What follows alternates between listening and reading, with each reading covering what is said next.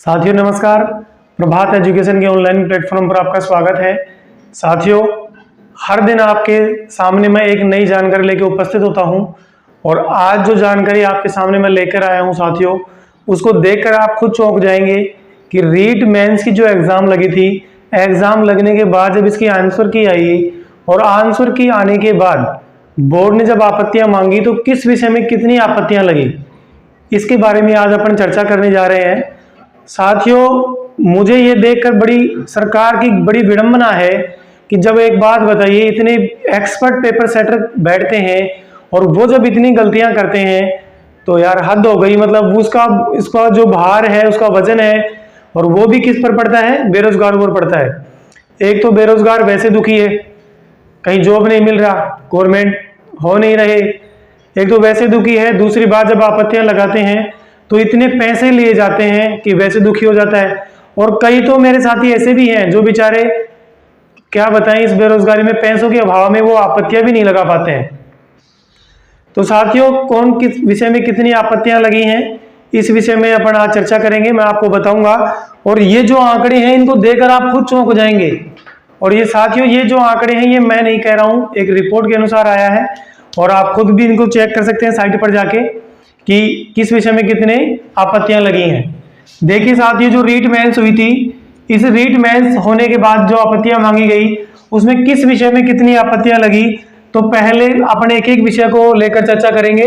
तो आप शुरू से अंत तक वीडियो को जरूर देखा करो, तभी आपको पूरी चीज समझ में आती है।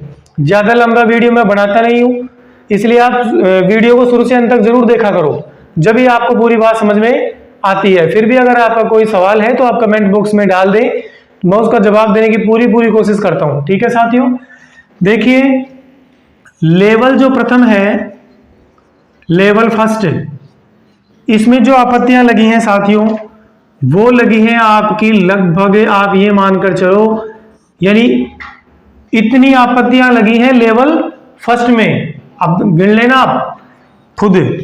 उसके बाद जो इंग्लिश की आपत्तियां, इंग्लिश विषय है, अंग्रेजी विषय में आपके 3258 आपत्तियां लगी हैं। फिर बाद में आपके हैं उर्दू विषय है, उर्दू में लगी है 3671। और सिंधी जो विषय है, सिंधी विषय में लगी है आपकी 79। देखिए साथियों, ये जो दो विषय हैं, ये मोस्टली इतने ज्यादा नहीं होते हैं बच्चों के पास, इसमें पोस्ट भी कमी आती है तो बच्चे भी कमी होते हैं। ठीक है साथियों, हाँ, इसमें ठीक ठाक लेवल रहता है। और अब की बार जो लेवल इंग्लिश के जो कट ऑफ जाएगी, वो सबसे कम जाने की संभावना है, इस चीज को मानकर चलना। कंपटीशन भी कम था, बच्चे भी कम थे, पोस्ट भी ज्यादा है। ठीक है साथियों, लेवल फर्स्ट की मैंने बताई दी। उसके बाद जो अपने विषय, मुख्य विषय आते हैं, है ना, उन विषय में एक तो आता है आपके विज्ञान और गणित, यानी साइंस और मैथ। विज्ञान और गणित जो विषय है आपका, इस विषय में कितनी आपत्तियां लगी हैं, तो वो लगी हैं 10,365। इतनी आपत्तियां लगी हैं आपके विज्ञान और गणित में। उसके बाद आपका फेवरेट विषय सामाजिक अध्ययन, इसमें लगी हैं कितनी आपत्तियां, तो वो लगी हैं साथियों 6,859। ठीक है। उसके बाद और एक इंपॉर्टेंट विषय जिसके बारे में आप सभी पूछते हैं, ये मोस्ट इंपॉर्टेंट विषय है, उसके बारे में आप सभी पूछते हैं और आपको जानकर हैरानी हो जाएगी कि सबसे ज्यादा जो आपत्तियां लगी हैं वो भी इसी विषय में लगी हैं। कौन से में? हिंदी विषय में सर्वाधिक आपत्तियां लगी हैं। कितनी लगी हैं सर? तो वो लगी हैं भाई 30,950, यानी आप 30,900 मान लीजिए, 30,900 प्लस है भाई साहब। आप ये मानकर चलना कन्फर्म है, हिंदी विषय की जो कट ऑफ जाएगी ना लास्ट में, उसमें बहुत बड़ा फेरबदल होगा। क्यों? क्योंकि सर्वाधिक प्रश्नों पर आपत्तियां लगी हैं। दूसरी बात, इसमें से कम 8 से 10 प्रश्न ऐसे हैं जिनके जो ऑप्शन है उनमें डाउट है, यानी 2-3 ऑप्शन मान रखे हैं। कुछ के तो ऐसे प्रश्न जिनके 3 ऑप्शन सही हैं, कुछ ऐसे प्रश्न जिनके 2 ऑप्शन सही हैं, तो ये डिलीट होने की ज्यादा संभावना है।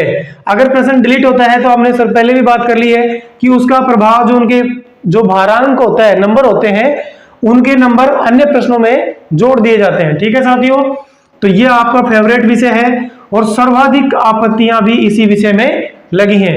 उसके बाद जो अगला विषय आता है वो आता है संस्कृत विषय। संस्कृत में भी बच्चे ठीक ठाक हैं। संस्कृत में लगी हैं 3671। अब साथियों मुझे एक बात बताओ, आप सबको इस बात का पता है एक आपत्ति का बोर्ड कितने रुपए ले रहा था? 100 रुपए बोर्ड ले रहा था एक आपत्ति की। और कई तो ऐसे मेरे साथी हैं जिन्होंने आपत्ति लगाई भी नहीं होगी, किन के अभाव में? इनके अभाव में। क्योंकि भाई हम समझते हैं, क्योंकि हम भी इसी दौर से गुजरे हुए हैं, हमें पता है कि बेरोजगार व्यक्ति किस प्रकार से एक एक रुपए की तरफ देखता है, एक एक रुपए वो किस प्रकार से मेंटेन करके चलता है। विशेषकर जब बच्चा घर से बाहर रहता है ना रूम पर, तब तो एक एक रुपए की तरफ देखना पड़ता है कि सब्जी लाएं कि नहीं लाएं, क्या करें क्या नहीं करें, है ना। तो 100 रुपए ले रहा था बोर्ड एक आपत्ति पर।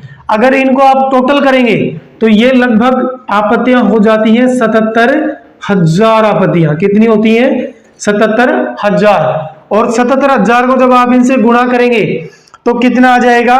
लगभग आप ये मानकर चलो 77 लाख रुपए। 77 लाख रुपए की आमदनी कमाई किसने करी है? बोर्ड ने करी है, अधीनस्थ सेवा चयन बोर्ड ने। और साथियों ये बड़ी विडंबना की बात यह है कि बताओ इतने विद्वान व्यक्ति बैठते हैं वहां पर पेपर को सेट करने के लिए और फिर भी इतनी गलतियां निकालते हैं। और इसी में नहीं, किसी भी एग्जाम में मान लो, चाहे बीडीओ का एग्जाम हो, चाहे पटवारी का एग्जाम हो, चाहे हाईकोर्ट एलडीसी का एग्जाम हो, किसी भी एग्जाम, कोई भी एग्जाम हो, उसमें इतनी गलतियां देखने को मिलती हैं जो कि एक बहुत बड़ी विडंबना ही है। और मैं तो सरकार से यही प्रार्थना करता हूं, हाथ जोड़कर मेरा निवेदन है कि माननीय महोदय, मुख्यमंत्री महोदय, जब आपने आपने फॉर्म भरते हैं कंपटीशन एग्जामों के, उनकी फीस आपने फ्री कर दी, ये बहुत बढ़िया बात है, हम इसके आभारी हैं। लेकिन आप इनको भी अगर फ्री कर दें तो हमारे पर बहुत एहसान होगा आपका, क्योंकि कई बच्चे तो बेचारे ऑथेंटिक प्रूफ भी होते हैं और फिर भी पैसों के अभाव में आपत्तियां लगा ही नहीं पाते।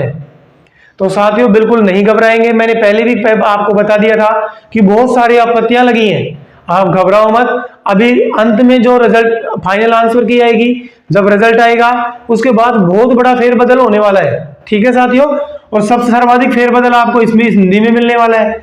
उसके बाद अगर फेरबदल कब होगा? जब ग्रेड फर्स्ट का रिजल्ट आ जाएगा और सेकंड ग्रेड का भी रिजल्ट आ जाएगा, तो बच्चे इसमें से लगकर उसमें चले जाएंगे। जो बच्चे, कई बच्चे ऐसे हैं, मैंने एक दिन आप एक वीडियो डाल रखा, आप उसको देखना कि अगर आधा % बच्चे भी अगर इन सीटों को खाते हैं, कवर करते हैं, तो कितनी सीटें खराब होती हैं। ठीक है साथियों, तो आपके लिए आज ये जानकारी लेने के लिए मैं आया था। दूसरी सी इंपॉर्टेंट जानकारी आपको बता दूं कि पीटीईटी की जो एग्जाम लगती है, बीएड की एंट्रेंस एग्जाम लगती है, उसकी लास्ट डेट भी बढ़ा दी गई है। उसकी लास्ट डेट पहले 5 अप्रैल थी, अब 15 कर दी गई है। तो आपके जो भी छोटे भाई बहन है, कोई साथी हैं और बीएड करने का इच्छुक है, पहले फॉर्म नहीं भरा था, तो वो फॉर्म भर दे और तैयारी के लग जाए। जिसको देखो साथी, देखो मैं यही बताऊंगा कि जिसको एजुकेशन शिक्षा में अपना कैरियर बनाना है तो ही आप इसकी तरफ जाना, वरना साथी और कोई जो भी आपको फेवरेट आप करना चाहें वो कर ले। ठीक है साथियों, तो यह आज की जानकारी थी और इसी प्रकार की जानकारी लेकर आपके सामने हर दिन मैं उपस्थित होता हूं।